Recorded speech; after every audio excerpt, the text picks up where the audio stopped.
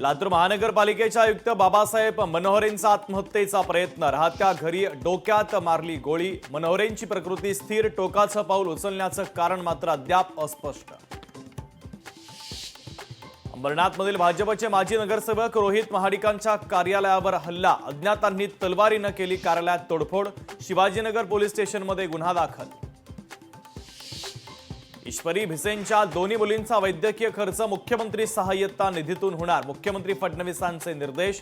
ईश्वरीच्या मृत्यूला कारणीभूत ठरलेल्यांवर कारवाई होणारच, मुख्यमंत्र्यांचं आश्वासन। भाजपचा आज 45वा स्थापना दिवस, आजपासून आठवडाभर भाजपच्या वतीनं विविध उपक्रम आणि कार्यक्रम, तर पंतप्रधान आणि मुख्यमंत्री काय बोलणार याकडे लक्ष।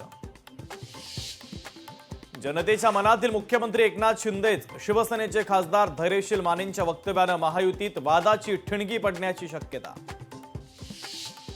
मुंबईचे डबेवाले 6 दिवसांच्या रजेवर, 9 ते 14 एप्रिल डबेवाल्यांची सेवा असणार बंद, तर 5 एप्रिल पासून पुन्हा एकदा डबेवाले मुंबईकरांच्या सेवेत।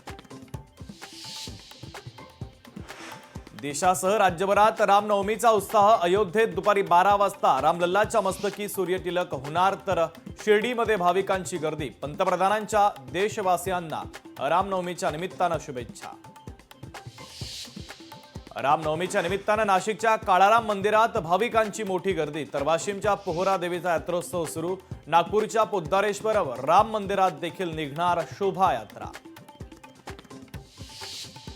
मुख्यमंत्री देवेंद्र फडणवीस केवळ धर्माच्या नावावर राजकारण करतात, लोकशाहीच्या विशेष मुलाखतीमध्ये काँग्रेस प्रदेश अध्यक्ष हर्षवर्धन सपकाळ यांच्याकडनं पुन्हा फडणवीसांची औरंगजेबाशी तुलना। मोदींनी सर्वाधिक जुमले सांगितले, तसं जन की नाही तर मन की बात करतात, लोकशाहीच्या विशेष मुलाखतीत काँग्रेस प्रदेश अध्यक्ष हर्षवर्धन सपकाळांची पंतप्रधान मोदींवर टीका।